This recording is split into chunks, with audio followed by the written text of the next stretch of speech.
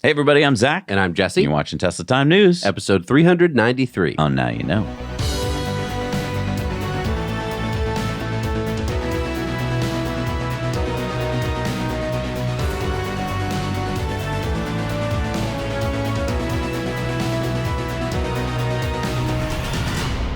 We talk a lot about investing and educating yourself on companies and market trends. They are the key to making investment decisions. It's your money and you should do the research needed to make the most of it. Thank you to Moomoo for sponsoring this part of the video. Moomoo has a lot of tools to help you analyze stocks and provides you with all sorts of information to help you decide if you think a price trend could make a comeback. Not only does Moomoo take zero commission fee for options, it also offers great analysis tools to help you make better decisions. The tool I want to talk about is called the Open Interest and Volume Analysis feature on Moomoo. Open interest and volume typically show you which price range offers the better priced options by indicating liquidity and demand at each price level. But it also has an advanced purpose where a drop of both open interest and demand could potentially indicate a reversal of a price trend. Say if I see a sudden drop at the open interest and volume for Tesla's put option in May, it could potentially indicate that there are more and more traders in the market that are starting to believe that Tesla might make a comeback in May. It's an interesting function, and I highly recommend you check it out and learn more about it to help you make better investment decisions. If you sign up and deposit $1,000 with Moomoo now, they are giving away up to 15 free stocks with an 8.1% interest rate on your uninvested cash. You can check out more on the link below. This offer ends fast, so be sure to grab it while it lasts. Thanks to Moomoo for sponsoring this episode. So after being shut down for about a week due to the eco-terrorist Vulcan Group, which destroyed that power line in Germany, Tesla Manufacturing posted last Wednesday, "We are back." Elon said, thanks to the hard work of the Tesla GigaBerlin team and support from the community, the factory is back online. And Elon visited GigaBerlin with little X earlier last week to make sure that things were getting back on track. He gathered Tesla employees and gave them a speech in which he said, "They can't stop us." And then in German, "I love you." Now, Vulcan Group has called for, quote, the complete destruction of the Gigafactory and with it the sawing off of techno-fascists like Elon Musk, which are a step on the path to the liberation from patriarchy. And, you know, there's a lot of misinformation here in Vulcan Group's manifesto that they published on Contrapolis following the attack on March 8th. For instance, they said, the Gigafactory has become known for its extreme conditions of exploitation. The factory contaminates the groundwater and uses huge amounts of the already scarce drinking water resource for its products. Now, the water part has already been proven to be wrong. We have the water records. And exploitation? Tesla just gave GigaBerlin workers another raise. Yeah. We work hard. We play hard. And this line is probably my favorite. The lithium batteries come from toxic mines in Chile and devour other rare metals, causing misery and destruction for the people in the mining areas. Now, we just went down to Austin and talked with EnergyX, which is a company that's mining lithium in Chile.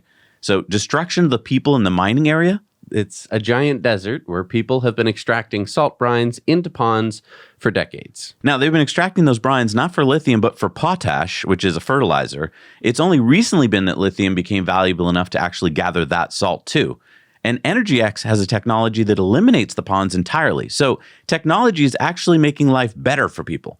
What does Vulcan Group want to do? Keep diesel cars and trucks on the roads longer?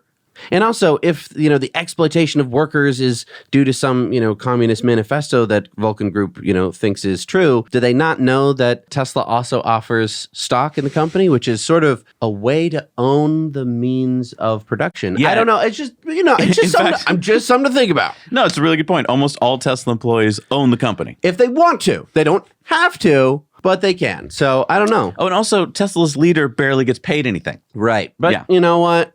He's a techno-fascist.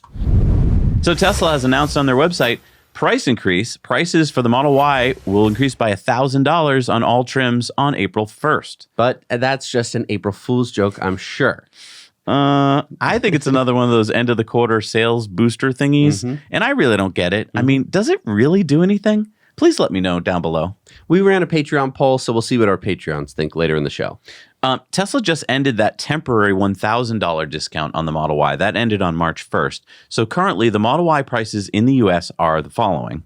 Man, I can get a Model Y for less than $44,000. I mean, you can get it for less than $37,000, which, by the way, is cheaper than you got your Model 3. It is cheaper than that's Model pretty 3. crazy. That's insane. But again, I just wonder why they have to keep doing these $1,000 off, $1,000 more. I mean, I just feel like just keep it as steady as you can and let's just keep going. Well, we know that Tesla usually has a lot of insight into their actual costs because they're so vertically integrated that instead of a supplier being like, oh yeah, this shipment's going to cost more, and you go like, oh no, Tesla usually has a bit of room. They kind of know when things are going to get more expensive. So it's been really nice that Tesla's been able to tell us that a price is going to increase or not, because then it makes me, the consumer, more informed. Because like if I was saving up for like a big down payment, maybe I would consider not doing that and save $1,000, or it still might make sense for me to continue to save up.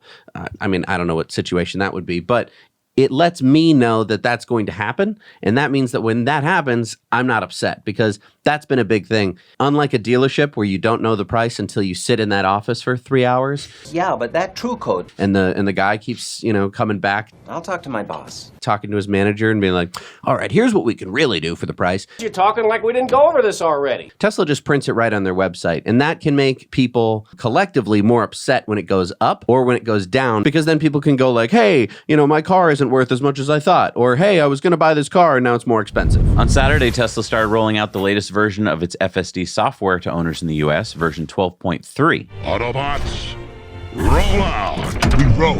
And videos of the cars driving themselves have already started posting. We were watching Chuck Cook's videos, and it was really quite an impressive improvement over the previous versions. Yeah, I mean, U-turns, more confidence, it seemed like, less phantom braking. There's a lot of unprotected left turns that he takes, and the car seemed to do really well. Also, better lane changing. Just all around from the drives I watched, I was really impressed with the improvements. Michael Dell was too. He said, Super impressive. Tesla FSD V12.3 is. Like a human driver, it is. And it's just kind of mind-blowing to think that Tesla figured out how to train the cars to drive themselves using video in and neural nets. And have you gotten this version yet on your Model 3? Not yet. I can't wait to check it out. Elon said that version 12.4 is another big jump in capabilities. Our constraint in training compute is much improved. He said major improvements coming for Summon and Banish, which I guess is what they're calling Auto Park next month. I banish you. Go park yourself. It's not really banishing means don't ever come back. Leave now and never come back. I think it's pretty cool, though. I mean, it's fun. Yeah, that's fun. Can someone banish the car? And Holmar's catalog posted this, which was a Tesla full self-driving beta 12.3 driving from San Francisco to the airport and back with 0 interventions. I mean, yes, it was at night, a little less traffic, but still, that's San Francisco. Really impressive. Hey, and if you'd help us out by hitting the like button, really appreciate it. So if you're like us, you get all those stories in your feed every week about different EV companies. Rivian and Hyundai led EV growth in January. And that sounds exciting, but it's often misleading because we're dealing with percentages of growth. And as you may remember from high school, a small number that goes up, even by a little bit, sounds bigger as a percentage than a big number that goes up, even if it goes up a lot. So let's stop all the nonsense, shall we? Yeah, let's go to the actual numbers. Let's look at EV registrations in the U.S. in January. Okay. So we got Tesla at the top, of course, with 48,000 deliveries, well over that. And then number 2 is, are we missing some data here? Number 2 is Ford with 5,000. So almost 10 times fewer. What? I mean, that's not even close. Yeah, that's right. I mean, Tesla delivered over 48,000 vehicles in January here in the U.S., while their closest competitor, Ford, delivered just 5,429. So while it may sound cool to talk about which brands had high growth percentages, Tesla is by far the leader. In fact, if you took all 9 of Tesla's competitors on this chart and added them all up, Tesla still beats them combined. 48,757 versus 32,347.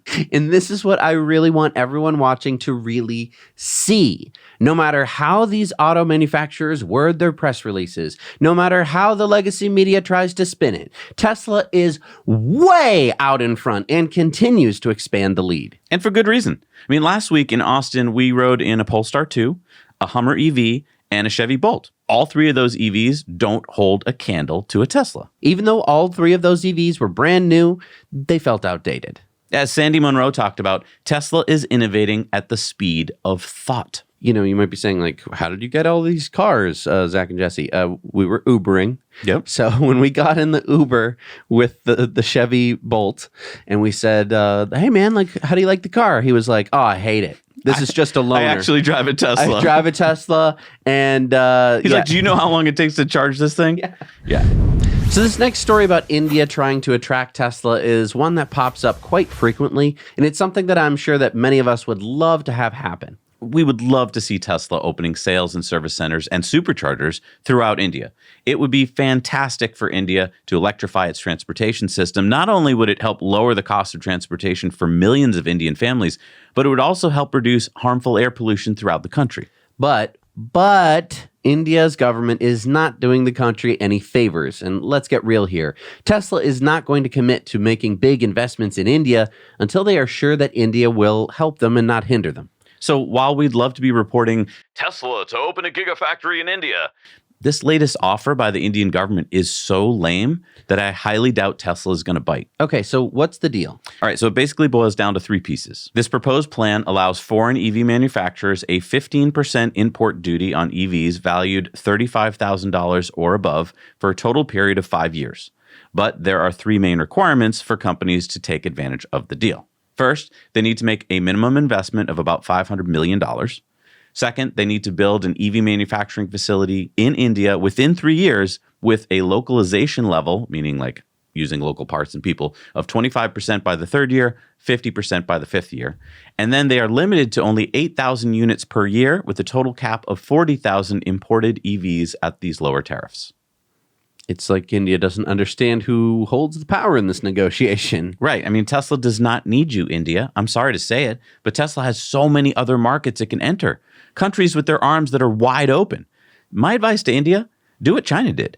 Give Tesla everything they want and let Tesla first test the waters by importing Teslas without a tariff to get a better feel for your great country. Tesla needs to install some superchargers and get comfortable before they're going to invest billions in gigafactories. Yeah. And I mean, I get it. You're the biggest population country in the world, but there's so many other things Tesla can do first.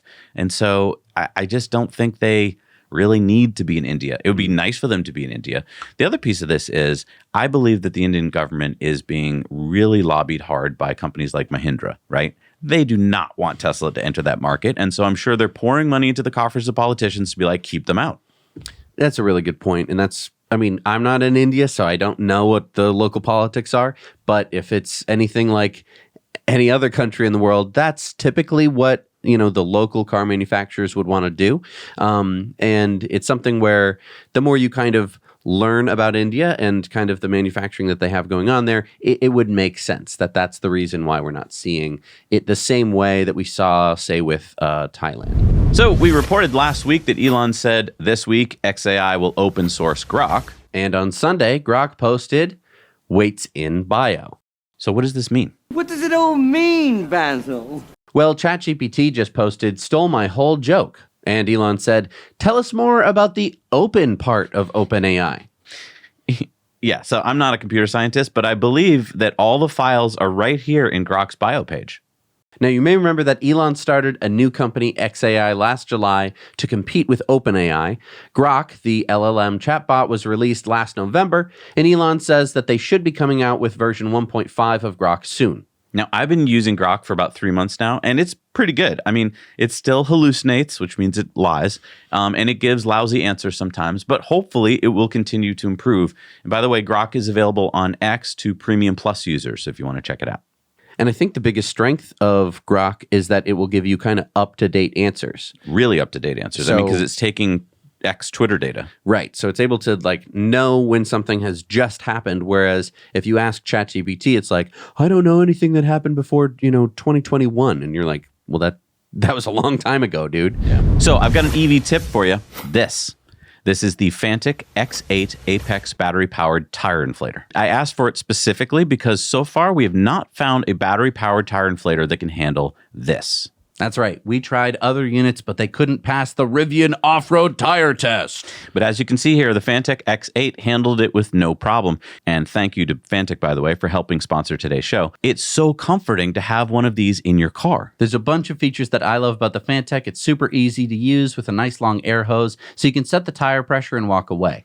So check out that link below. Makes a great gift. Dad, guess what I'm getting you for your birthday? All right, it's time for the Cybertruck Roundup. Yeehaw! The Cybertruck Roundup. So, you wanted Elon to advertise. Is that a Cybertruck pulling a Model Y? No, that is a Cybertruck pulling a billboard trailer advertising the Model Y. Tesla North America said world's best-selling car is made in America, and I guess this is how they're going to advertise it. I mean, it is really cool. It really is, because, I mean, the Cybertruck will grab your attention, and then when you're like, but I just want an SUV, you turn your eyes to the trailer and go, oh, best-selling car in the world. It is. And our buddy drone pilot Jeff Roberts just spotted, get this, over 300 Cybertrucks at Giga Texas last Wednesday. Wow. Yeah, please subscribe to Jeff Roberts' channel along with Joe Tegmeyer and all the other great drone pilots in the Quad Squad, because without them, we wouldn't be able to see what's going on at Giga Texas. This is unbelievable. I mean, the ramp up is really happening, which means why aren't we getting our Cybertruck yet? I know. And Tesla just dropped their 15-minute video called Road to Cybertruck Baja.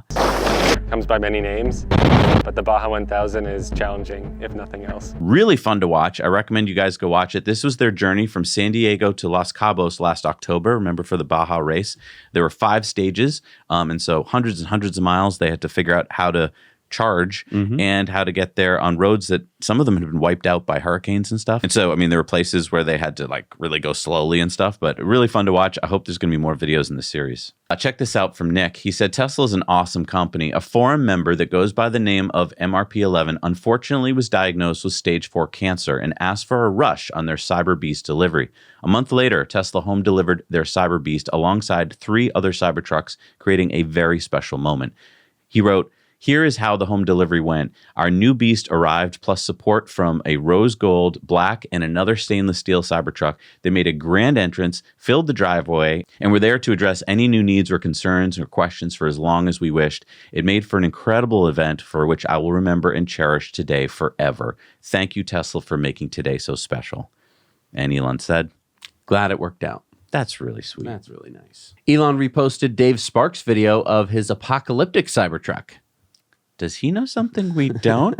Man, this looks like it's from a video game. Yeah, it looks like it's from The Last of Us or something. Really cool. Anyway, if you want to find out all of this and more about Cybertruck, go over to our friends at Cybertruck Owners Club. There you're going to find not only cool forums with all cool information, but also the tracker. That way you can find out when your Cybertruck is going to be delivered. So we don't just review e-bikes and e-scooters and e-longboards and e-composters and EV chargers and e-pumps over on our Now Let's Review channel. We also review e-batteries. They're not called e-batteries. That's redundant. Batteries are already electric, so this would just be saying electric batteries. I know, but it sounds good. E-battery. I mean, everyone else gets to put an E in front of words. Anyway, we just reviewed the Pecron E2000 LFP battery and the 3000 expansion battery that combines to give you about 5 kilowatt hours of power for what I think is a really good price and a very manageable weight. You'll have to watch our review to get all the cool stats and our use cases where we help you figure out if batteries like this are right for what you need them to be for. Yeah, batteries like this open up a world of cool possibilities. I mean, not only for power outages, right? That's a big one, but also when you're camping, when you're working away from home, even when you're working around your home. I mean, if you're outside, there's a lot of uses where you're like, oh, there's no outlet over here. So go check out our review today. So we had a great time visiting the team at EnergyX in Austin last week. Thank you to everyone who came out to visit with us. Yeah, we got to hang out with Sandy Monroe, Joe Barletta from Smart Charge America. And our buddy Matt brought his chrome-wrapped Cybertruck. That was so awesome. So we're publishing our in-depth this week on the looming lithium crisis solved. You do not want to miss that. And that includes our interview with Teague Egan, who is the founder and CEO of a company called EnergyX. Now, we're not financial advisors, so don't take any of this as financial advice. Yeah, do your own research. But Zach and I are early investors in EnergyX, and they're about to close a crowdfunding round that is open to all of us. I urge you to check out our in-depth and EnergyX.com for more info, because I believe lithium is going to continue to grow in demand, and EnergyX has technology that nobody else has. direct lithium extraction. That could make it a huge player in the lithium space. I learned so much when we visited EnergyX and got to tour their facilities. Yeah, I think you and Teague did a great job explaining how their technology works on our in-depth, because before that, I kind of understood it, but I didn't really understand it. And our full interview on disruptive investing goes even deeper.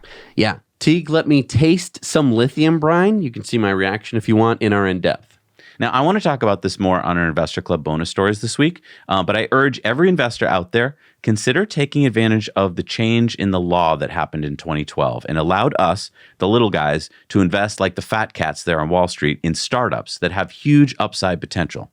Our videos get you up close and personal with the CEO, which is arguably one of the most important factors in whether a startup is going to be successful. Now, didn't EnergyX just become a unicorn company worth over $1 billion? Yes, it did. Now, we invested when it was just 81 cents a share about 3 years ago, and now shares are worth $9. Yeah, so we more than 10x'd our investment. Again, we're not financial advisors. Investing involves risk. But if you're watching this channel, then you know that batteries are going to continue playing a big part in our future. And as Elon said, lithium refining is like printing money.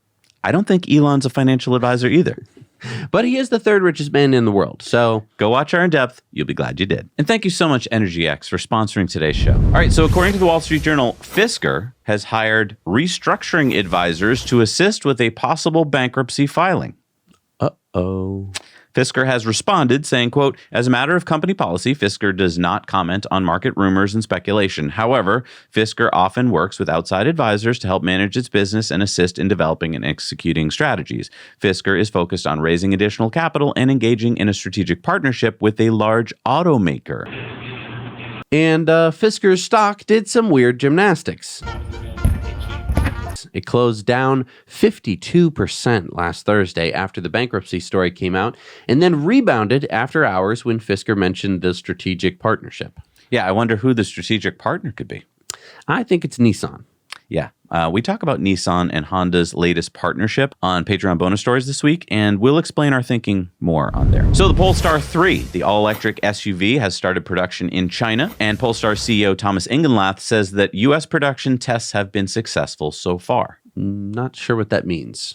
Something about launch readiness at their Ridgeville, South Carolina plant, where the U.S. version of the Polestar 3 will be made starting this summer. But Polestar has already announced reduced prices for the Polestar 3 because there is questionable demand for this car for a number of reasons. Yeah, number one, it's expensive. The entry-level version, the long-range dual motor, starts at $73,400.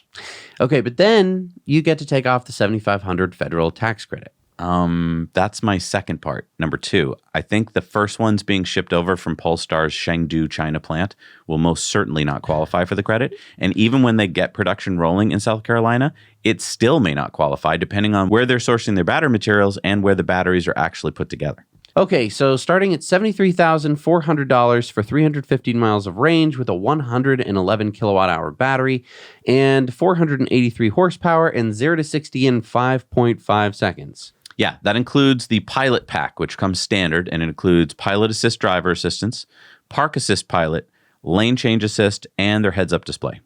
And if you want to add the Plus Pack for $5,500 more, you get the 1,600-watt Bowers & Wilkins premium audio system with 25 speakers, wool seats, 21-inch wheels, and heated rear seats. And for just $6,000 more on top of that, you get the Performance Pack, which includes upgraded wheels, software upgraded 517 horsepower, and 0 to 60 in 4.6 seconds, and charging speeds of 250 kilowatts. Wait, so $84,900? Come on down, folks. But I could buy a Model X with better stats for $5,000 less than that.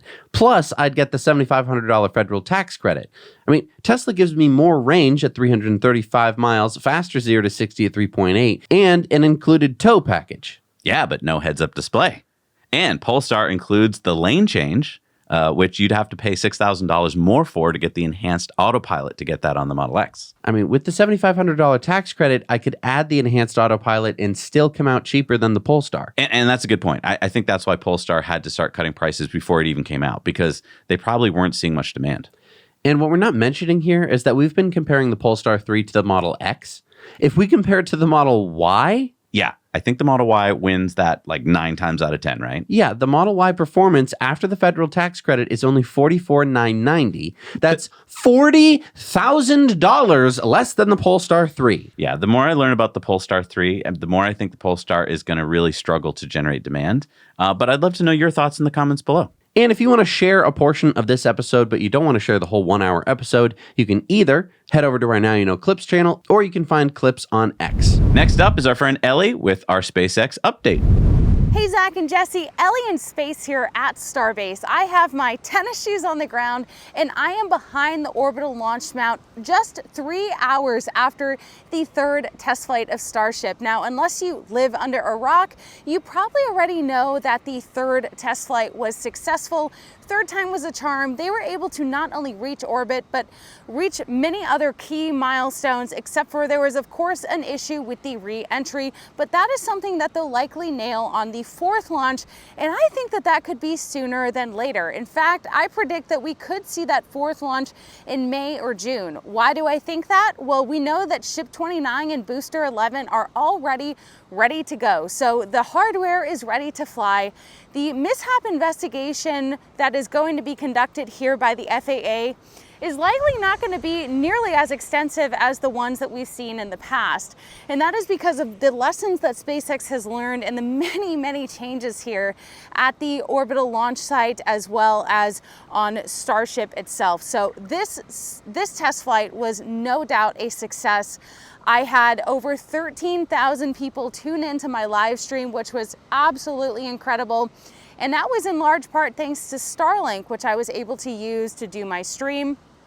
Starlink was also the thing that SpaceX used to give us the amazing views of their flight. We got to see most of that trajectory, and we even got to see the re-entry through the plasma field, all of this through Starlink. Zach and Jesse, over 2.6 million people are now using Starlink, and Starlink is connected to Starship because Starship was able to test its payload door today, and soon it will be deploying its own Starlink satellites, and that is going to help continue to make the world globally connected. So it's a very exciting time down here at Starbase. I'm so excited that they were able to launch successfully on Pi Day 314, which is a math reference, but not only was it Pi Day, it was also the 22nd anniversary of SpaceX. So many exciting things and coincidences, worlds colliding down here. But if you guys are curious for more Starship or SpaceX related coverage, please consider checking out my channel, Ellie in Space. Until next time, I'll see you guys soon. That's so awesome that she was there right after the launch. There's so much to talk about here. I mean, as Ellie mentioned, so many successes on this 3rd Starship launch, including hot staging. Yeah, Starship's Raptor engines have ignited during hot staging separation. Super Heavy is executing the flip maneuver. That was so much fun to watch. And at 5,000 tons, Starship is the largest flying object ever made. I mean, look at where they have this camera. It looks like it's CGI, doesn't it? This is incredible. And then Elon said, watch the super hot plasma field grow as Starship re-enters the atmosphere. How did they get this shot? Starlink. Because Starship had enough Starlink on it. Yeah, we've never seen footage like this before, especially because normally when a spacecraft is re-entering, this one didn't make it in, of course, but normally when a spacecraft is re-entering, it's like a little teardrop, a little capsule. So the best you can put is like a camera somewhere on that teardrop, which doesn't make for an impressive shot. Here, Starship is like taking a selfie of itself. Which is just so cool. Yeah, I mean, Elon said this was wild. We've never seen the super hot plasma grow in real time. And then speaking of Starlink, they posted reliable, high-speed, low-latency internet around the world, even while traveling at 27,000 kilometers an hour through a plasma field. And Elon said Starlink maintained that connection while Starship was moving at 17,000 miles an hour through superheated plasma, which greatly impedes the signal. And Elon pointed out that max payload of Starship V1 in expendable mode, like the other rockets, is about 200 tons. Version 3 is expected to be about 200 tons with full reusability and 400 tons expendable. Length will grow by 20 to 30 meters and thrust to 10,000 tons. And then SpaceX said, ship in space, And Elon said, Starship will be on Mars within 5 years. and with all this attention on Starship, let's not forget about SpaceX's workhorse rocket, the Falcon 9, which as of 4 days ago has now launched 6,011 Starlink satellites to orbit.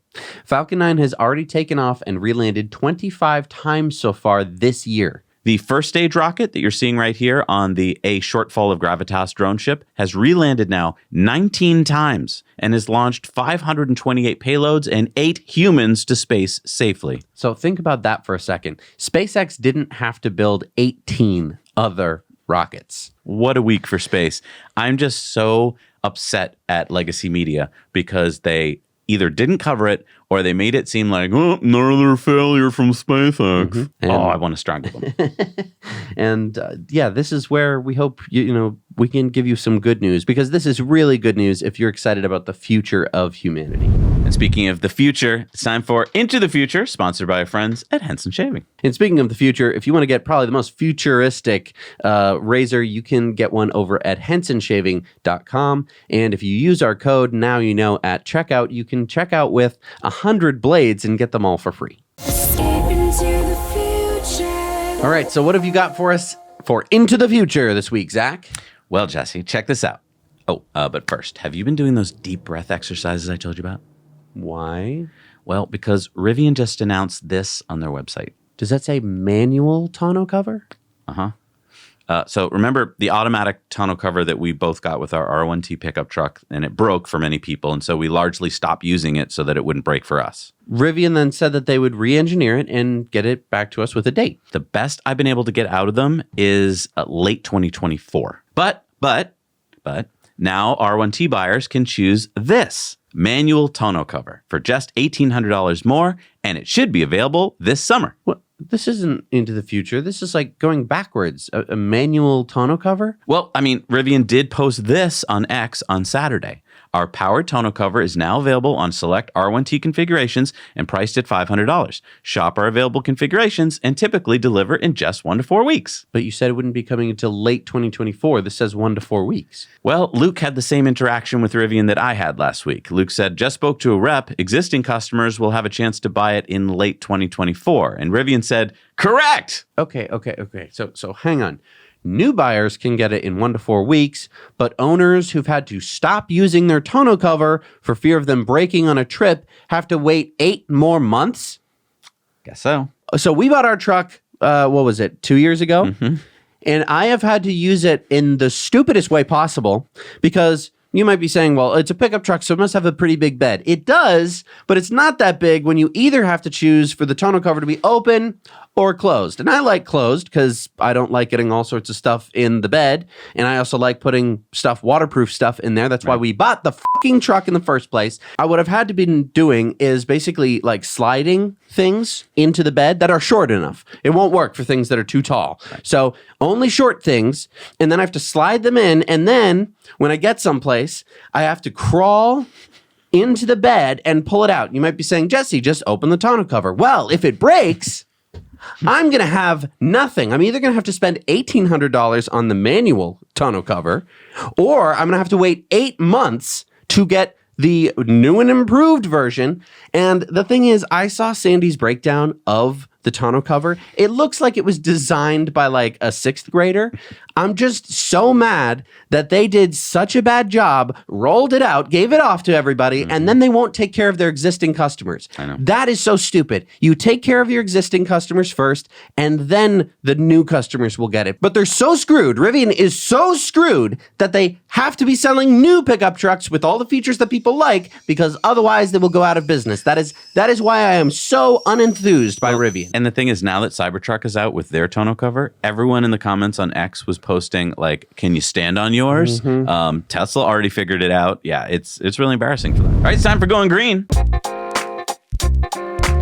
So Googling just got a bit greener this week. The Arizona utility company Salt River Project and solar developers Next Era Resources just built the Sonoran Solar Energy Center in Buckeye, Arizona.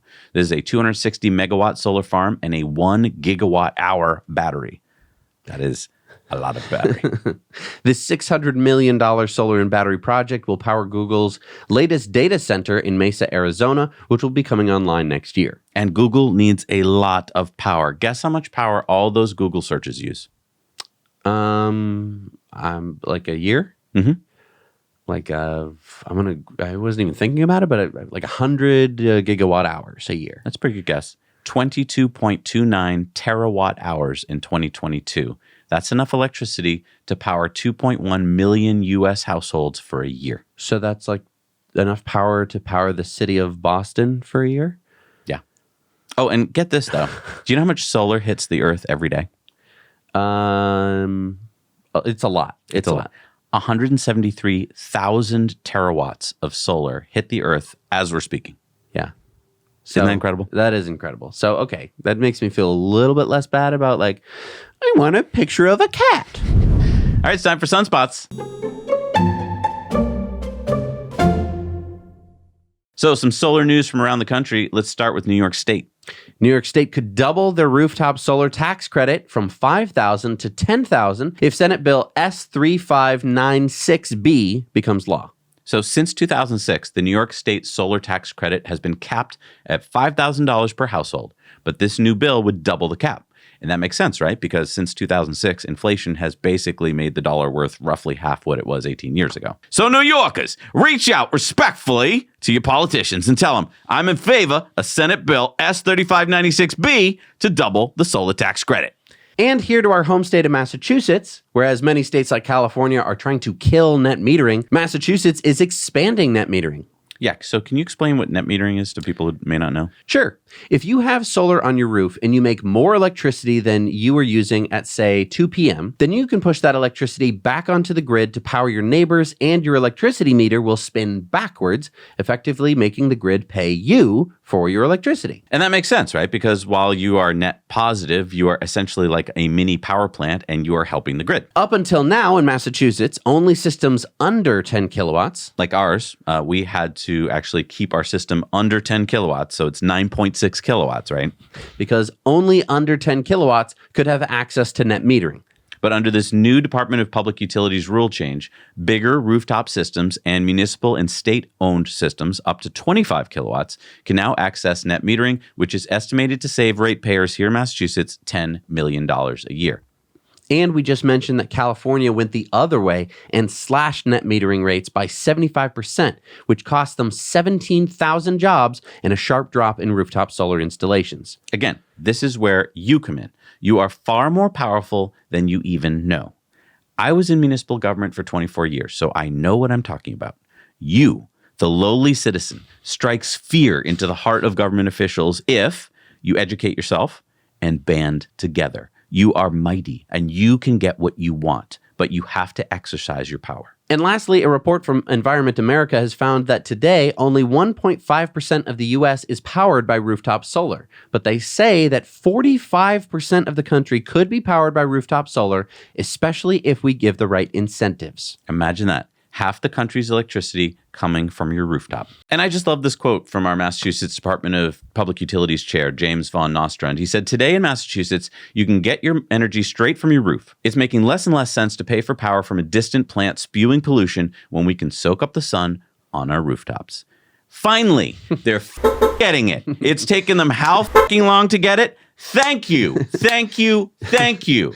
Now, if only they would speed up the permitting process, that would be great too. But, you know, baby steps, I guess. And if you want to make one of those baby steps, but you're like, you know what, Zach and Jesse, there's too much. I don't know all the rules. I don't want to know all the rules. Fine. Talk to our friends at Energy Pal. They know all the stuff. They know all the rebates, all the tax incentives. They'll help you get set up with solar and batteries, and they'll make it all easy for you. They'll make it cheap, and they'll do it for free. Let them know that Zach and Jesse sent you. The link is down below. All right, it's time for our video contributor stories. It's so important that you send in your stories to us to share what's going on in your neck of the woods. Send them to hello@nowyouknowchannel.com. What do we got this week? Justin sent us this story about his all-electric Nissan Sakura. Hello, Zach and Jesse. This is Justin reporting to you from Okinawa, Japan. We recently purchased a 2023 Nissan Sakura. It's all electric, of course. It's only offered here in Japan. It is considered a K car, so not available in the United States. It's got a 20 kilowatt battery, gives us about 195 kilometers of range on a full charge, which is great. The other great thing is it's all charged from solar. So home storage and solar panels, plenty of juice to get this thing pumped up for daily driving. As you can see, the car is very spacious. Some of the things I really love about the car is it does have bird's eye view. Apple CarPlay comes standard with it, so that's great. Some of the things I don't like is the fact that you can't set charging limits. Another thing I like is it does backfeed, so you can use this car in case of emergency for home use. It does backfeed into the house. It's also really roomy. Here's a view from the driver's seat. Pretty standard for Nissan. Apple CarPlay comes included, as well as all the main features. There is no cruise control, not really needed here in Okinawa though. As you can see, that's pretty standard stuff for a Nissan. In the back seat, it definitely will fit. I'm 6'2", and as you can see, I have plenty of space, plenty of room. And that's just because the electric vehicles, like most electric vehicles, have more room. So we really love it, and that's all from Okinawa. Thank you so much, Justin, for sharing the story with us. 195 kilometers on a 20 kilowatt hour battery. So that's 121 miles of range. That's kind of incredible. I'm assuming that's because it's more like urban speeds, but I love learning about EVs that we don't get to see here in the US. So thank you so much, Justin. All right, it's time for our Patreon bonus stories this week. We got a lot of cool stories I want to talk about. Also, this is how you kind of support the work we do, right? For as little as $1 a month, you get all of our Patreon bonus stories. There's a whole lot of other cool perks over there. So if you're like, I don't know what you're talking about, go to patreon.com/nowyouknow and find out.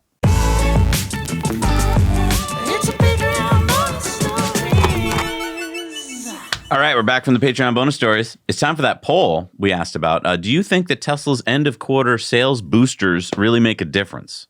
And it was kind of up in the air. 56 said they did, and 44% said they didn't. I mean, I know they make a difference in the sense that if you give me $1,000 incentive, I might act. I'm just saying, who cares? Like quarter to quarter, I either buy my car this quarter or I buy it next quarter. It doesn't seem like you're going to get me to buy a car that I wasn't going to buy at all, you know? All right, it's time for Elon's X's of the week. Buckle up, we got a lot. Elon said more presidential and House of Representative electoral votes will be assigned to the new illegals Biden has let in than the population of 40 U.S. states. Let that sink in. And he went on to say, exactly, increasing illegals boosts Democratic voting power, causing them to recruit even more. If Democrats win president, House and Senate with enough seats to overcome filibuster, they'll grant citizenship to all illegals, and America will become a permanent one-party deep socialist state. So I think that the thing in the news is that everybody's hearing that, like, Elon is saying that illegals are going to vote. They don't have to vote. They're being counted in the census, right? And so that means that they're assigned more Congress people, which means that they get power even though they aren't citizens. Exactly. Elon doesn't just talk politics. How about this one? Something is fundamentally not slightly wrong with the dark matter theories. Dark energy is perhaps less dubious, but still not really understood. Congressperson Thomas Massie said the so-called TikTok ban is a Trojan horse. The president will be given the power to ban websites, not just apps. This law is not just about TikTok. It is about censorship and government control. If it were just about TikTok, it would only cite foreign control as the issue, but it does not. Elon said we should have much more legal immigration instead of massive illegal immigration. I am very much pro-immigrant, but legally. Nitish Verma says hundreds of environmental activists protest in Germany against Tesla's expansion plans for Gigafactory. Elon said either they're dumber than a doorstop or they're puppets of sinister forces. Mario says, Joe Rogan, if we didn't have X, we would be f***ed. And Elon said, thanks, Joe. Unusual Whale says Biden's newest budget calls for a 44.6% federal rate on investment income and other earnings per Bloomberg. The plan also calls for taxing assets when an owner dies, ending a benefit that allowed the unrealized appreciation to go untaxed when transferred to an heir. Elon says this will barely dent the deficit. The problem is spending, not taxation. Mike Lee says it is illegal for non-citizens to vote in federal elections. The vast majority of Americans agree that photo ID should be required to vote. Elon said failure to require photo ID to vote obviously makes it impossible to prove voter fraud. That is why the far left refuses to require photo ID to vote. Senator Rand Paul says reactionaries who want to ban TikTok claim that the data can't be secured because the algorithm is in China. Not true. The truth is the algorithm runs in the US in Oracle Cloud with their review of the code, not in China. Chris Gilbert says the real goal is to ban X and Rumble. And Elon said, that is my concern. Tucker Carlson said in a classified briefing this afternoon, attended by officials from the Biden Justice Department, AOC claimed that Elon committed election interference in 2022 by changing the algorithms on X to alter the results of the midterms that year. Elon said, actually, I made the algorithm open source and neutral to all parties, but of course that is election interference by her standards. Wall Street Silver says, will the deep state go after Elon if this passes? Elon said, good question. Homar's Catalog said, so excited for 12.3, hope it fixed the slowness and hesitancy of 12.2. Elon said, major improvements. Elon went on to say AI will probably be smarter than any single human next year. By 2029, AI is probably smarter than all humans combined. Scott Adams says, no real person is in favor of letting people vote without an ID. None of your friends want it. None of your family wants it. You will never meet a real person who wants it. Elon said, the exact same people who said everyone had to have a vaccine ID also say no ID is needed for voting. Scott Adams went on to say, one thing I learned from being canceled is that almost no one follows the news. And Elon said, true. Tesla Economics says, Elon gave a speech today at GigaBerlin with little X on his shoulders. No CEO would dare give a speech with their kid on their shoulders, for your information. Elon says, children are the future. Rothmus said, cultural appropriation is not a thing. Grow up. And Elon said 100.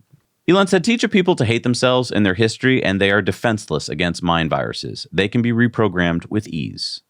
Sean says, as incompetent as Boeing is on the civilian side, their military products are even worse. Elon says, unfortunately true. Jim Banks says, new data from ICE and CBP shows that Biden has only deported 0.25% of the Venezuelans who have illegally entered our country. Biden is aiding and abetting an invasion. Elon said, just posting so the public knows how crazy this is. Texas Public Policy Foundation said the utopia of self-driving cars sounds great in theory, but the reality of giving up our freedom and autonomy is much darker. And Elon says it will take at least a decade before a majority of cars are self-driving, but this is a legitimate concern in that time horizon. Of more immediate concern is that it is already possible to severely ostracize someone simply by freezing their credit cards and bank account, as has happened, for example, in Canada with the trucker protest. X Business said, X is a platform that champions free speech, and we're proud to provide an open environment for diverse voices and perspectives. The Don Lemon Show is welcome to publish its content on X without censorship, as we believe in providing a platform for creators to scale their work and connect with new communities. However, like any enterprise, we reserve the right to make decisions about our business partnerships, and after careful consideration, X decided not to enter into a commercial partnership with the show. And then Mark Zuckerberg, the parody account, said, any specific reasons? We're talking about Don Lemon here, and Elon said his approach was basically just CNN, but on social media, which doesn't work, as evidenced by the fact that CNN is dying. And instead of it being the real Don Lemon, it was really just Jeff Zucker talking through Don, so lacked authenticity. All this said, Lemon and Zucker are, of course, welcome to build their viewership on this platform, along with everyone else. And the Wall Street Journal came up with this story behind the breakup of Elon Musk and Don Lemon. And Elon says, yeah, we dodged a lemon for sure. He is beyond entitled and his show is unwatchable. And Alex says, my take on the Don Lemon story, CNN fired Don Lemon. Don is unemployed. Linda Yaccarino is CEO of X. Linda offered Don an opportunity. Don asked to interview Elon Musk. Elon Musk accepted. Don did a CNN-style woke activist interview. Don thinks himself a great journalist. He's not. Don's contract demands were very unreasonable. Don thinks he's entitled. He's not. Elon and Linda showed Don the door. Don is free to post on X like everyone else. Don went on legacy media and played the victim. That's it. And Elon said, exactly. Then this NBC News story about Elon Musk and right-wing influencers use cannibal claims to smear Haitian migrants amid crisis. And K10 said the propaganda videos are literally cannibal gangs filmed in Haiti. Ridiculous. Elon said, those are jarring to say the least. The nonchalant nature of the cannibalism makes it even more disturbing. X News Daily says opinion, I couldn't care less about Don Lemon, but I think canceling this deal really undermined X's future as a creator platform. Elon says Lemon is welcome to monetize on the platform just like everyone else. What we aren't going to do is guarantee minimum payments to him as he was demanding, which would be going beyond everyone else. Unfortunately, all Lemon wants to do is rehash the dying CNN business model, but on social media, which would do even worse here than it did on cable TV. Elon went on to say, even though I think Don Lemon is a pompous fool who spouts nonsense, he is still free to upload his show to X and will receive advertising revenue. Alex said, what a spoiled, entitled brat. And Elon said, such a tool. Holmar's Catalog says, I was programmed to believe that having a secure border is racist. So at first, discussion around this topic sounded racist to me. Then I thought about it some more and did some research. And it turns out it actually is just important for national security and public safety. And Elon agreed. Trung Fan says, honestly can't tell if this is satire. And these are stories from Reuters about SpaceX's Starship launched on third test flight after last two blew up. And Elon said Reuters is the most deceptive news organization on Earth. Michael Schellenberger says gender medicine looked like the future. Now the Times of London, one of the most respected newspapers in the world, calls it quack medicine and is urging that it be reined in entirely. U.S. media, medical associations, and politicians should follow the UK's lead. And Elon said the truth is coming to light. Adam says it's wild how much Democrats hate Elon despite him doing so much to save human civilization from extinction. I agree with Elon on 95% of things, disagree on 5%, but I don't let that 5% get in the way of supporting the larger mission like going to Mars or freedom of speech. Elon said, I have a lot of Democrat friends, but they are increasingly switching to Republican.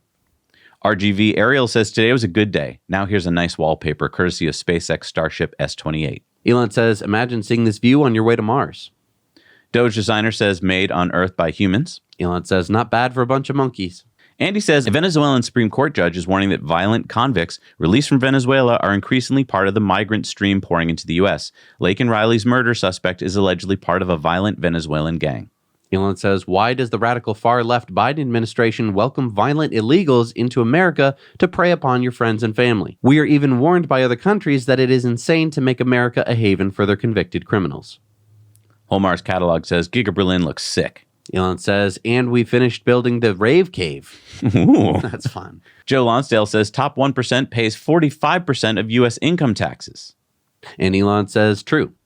Scott Adams says history is no longer being written by the winners. I have watched multiple examples of history being suppressed and or misinterpreted by the biggest losers in the world, and it has become the permanent record. History doesn't repeat either, but that's another story. Elon said, yeah, these days the losers are still alive and have a lot of time on their hands. Toby says, I find the media's take on SpaceX's achievements utterly outrageous. It's straight out of Ayn Rand novels. What is the game here? Usually incentives explain these things, but there isn't even a follow-the-money type motive that I can detect. It's just tribalism. Nihilism? Elon says the legacy media has a negative bias about almost everything. Any automaker CEOs who don't call Elon this weekend to ask to be the first in line to license FSD are making the biggest mistake of their business lives. Not that I expect them to, because they've proven emphatically in the past that they're incredibly dumb. Elon said, yep.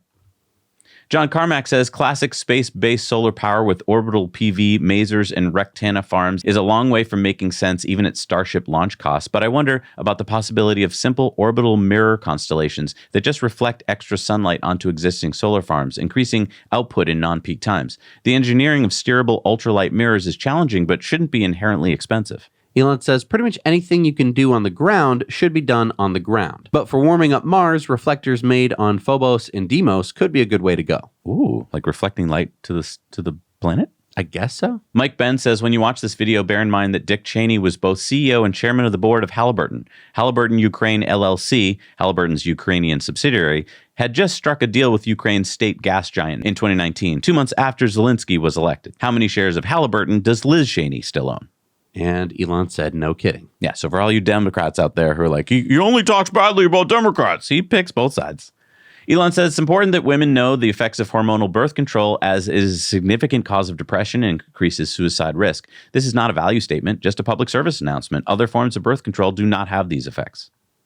And Elon reposted this meme, screwdrivers, drills now permitted on Boeing flights to allow passengers to help with maintenance. NBC News says former President Donald Trump vowed at a rally that there would be a, quote, bloodbath if he's not reelected in November. Elon said this headline is deceptive as he was referring to the auto industry. Shame on NBC. And Wokeness says we're witnessing the invention of the bloodbath hoax in real time. Unfortunately for them, we have X. Media narrative, full context. Elon said, yep, hoax making in process, and it's surprisingly effective. Pelosi just told CNN that Trump might exact a bloodbath if he loses. The bloodbath hoax is in full swing. And Elon facepalm.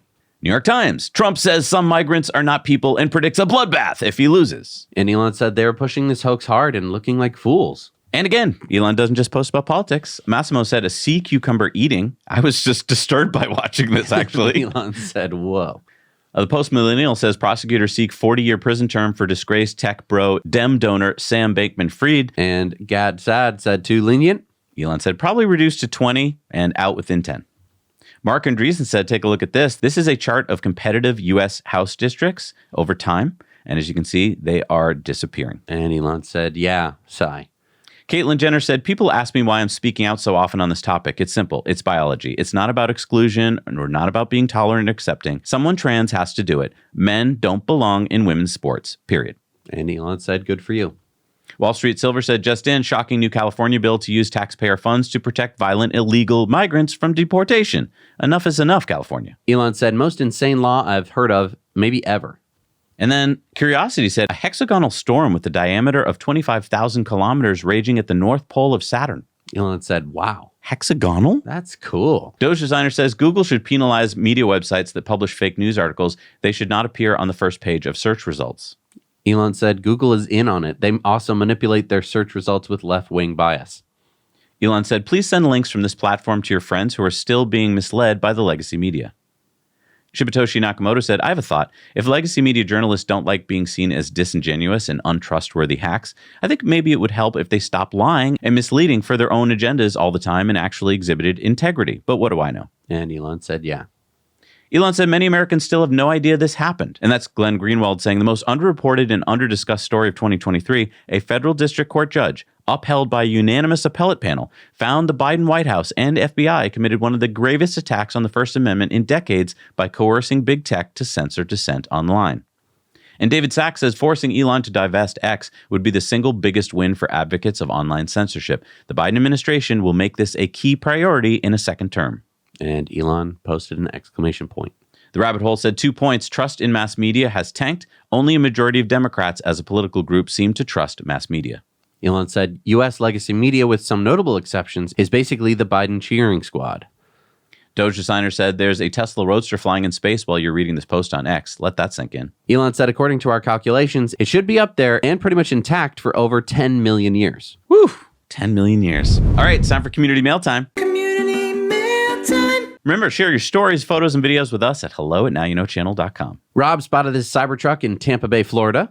Sandeep found this Mahindra XUV 400 electric SUV parked outside the dealership in Bangalore, India. Doug spotted this VinFast VF8 in Toronto, Canada. Alicia saw this Cybertruck in New York City. Brad saw this Fisker Ocean on the Microsoft campus in Redmond, Washington. I spotted one the other day in Massachusetts. Steven spotted the Cybertruck while on a hike in Bakersfield, California. Ignacio sent us this picture of his Model 3 Performance and 2 Renault Twizzys charging in Monaco. Tor spotted this Brink Motorsport STCC race Tesla at E-Car Expo in Gothenburg, Sweden. That looks sick. It does. Paul sent us this picture of an OG Roadster that he saw. Sean saw this Lucid Air in Lynchburg, Virginia. Andy sent us this picture of his Powerwall that was just installed. Congratulations, Andy. That's awesome. And Paul saw these 5 Cybertrucks that just got delivered to the Fort Lauderdale, Florida Service Center.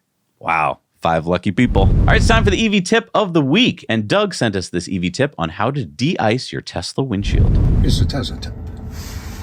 When you want to defrost your windshield and it's really, really bad, tap on here, tap on this. You get defrosting action, but if you really want the maximum power, tap it again.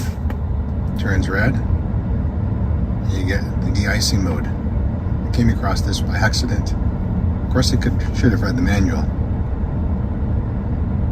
Now you know. Thank you so much for sending that in, Doug. All right, it's time for Supercharger reviews. Let's see what people have found out there in the world. Hey, Zach and Jesse. We're here in Boynton Beach, Florida. This is our first supercharging station. It's a 16th stall.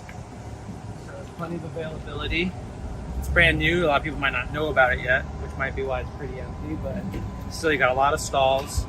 You got two charge points, each with 2 plugs, so you got 4 charge points that should be free. They're not working yet. That seems to be a thing here. We get charge points that are supposed to be free and then they don't work. We don't know what's going on with that, but it says it will be free if it ever happens to open, which would be nice while you're shopping. It's residentially located, so it should be a really good location. It's about 2 miles off of I-95. I rate this one pretty good. I'd probably say it's at least a 7 out of 10. You have plenty of places to go to, a nice bathroom, and plenty of stuff to do to kill time. So pretty good one. Not amazing, but it's definitely a good one. Now you know. Hi, Zach and Jesse. This is Jennifer coming to you from Orangeburg, South Carolina. We are at a Sphinx, which is very much like a northern comparison to a Sheetz. We are at an 8-stall version 3 Tesla charging station. This is pretty convenient. The space is very clean, easy access to bathrooms, made to order food, your convenience store, drinks, chips, snacks, whatever you need for the road. It's also a gas station as well. Very easy on and off the interstate. We're traveling back to Pennsylvania from Hilton Head. Very quick charging as well, being a version 3. I would actually give this a 8 out of 10. Really easy, really convenient. If you feel like you want to wash your car, there is a car wash here as well, though it is brushed. It is not brushless. Wouldn't recommend that myself, but I really think that this is a nice, clean, easy on and off for people who just need a quick charge on their Tesla. All right, now you know. So here we are at the Chapel Hill Supercharger, located outside of Chapel Hill, North Carolina, right off of I-40, exit 286. As you can see, there's a Starbucks and a Chick-fil-A in very close proximity. And I like the way this is set up. They even have accessible charging. 2 locations, one on each end for people that have a trailer. And you know, it's pretty easy to get in and out. Probably one of the easiest to get in and out of that I've been to, right off of the interstate. 5 miles away is the Durham Supercharger, but you know, if this is all you need in terms of amenities, this is definitely a better stop, much easier to get into and get out of. And there it is, the Chapel Hill Supercharger just opened up here in the summer of 2022. Now you know.